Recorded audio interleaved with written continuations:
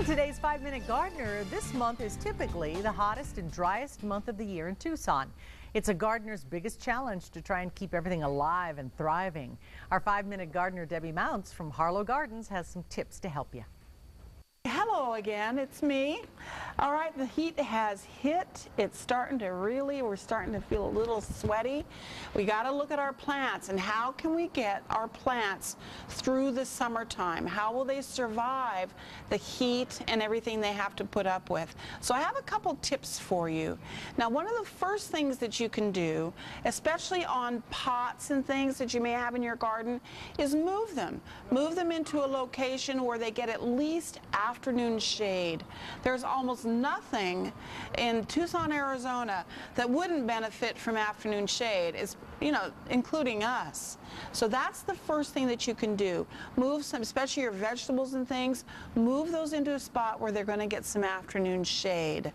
Another thing that you can do is consider using some shade cloth.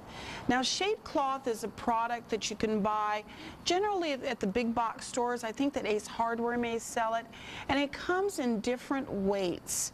It comes in other words, the weight is going to tell you how much of the UV rays actually are allowed to pass through the shade cloth.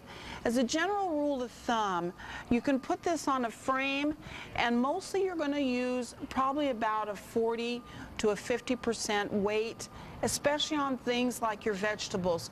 What it's going to do is it's just going to cut that intense heat.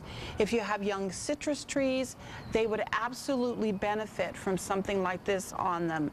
Another thing to do is in your pots or in the ground, this is a product, it's a little polymer. It looks kind of like sea salt. When you add water to it, it swells up like a sponge and it holds extra moisture. So especially for your pots and things, you may want to add a little bit of the soil moist, which will extend your watering for possibly an extra day, helping you cut down a little bit on your watering. Okay, then the last thing I want to talk to you about is mulching your plants, especially some of your tender young plants. If you have citrus in particular that are young, or roses, they all would benefit from about 3 inches of mulch on top of the root ball. Now what you want to do, I'm putting this in the base of this little citrus tree. What you want to do is put the mulch here, but make sure you get it away from the base of the tree. So put the mulch down over the roots and then pull it away from the base. So you're just covering that root system. Okay, let's get those plants through the summertime. Let's get those plants and us, people, through the summertime, really, right? Really. Yikes. If I focus on the plants, I forget about how bloody hot it is outside. That's really the goal.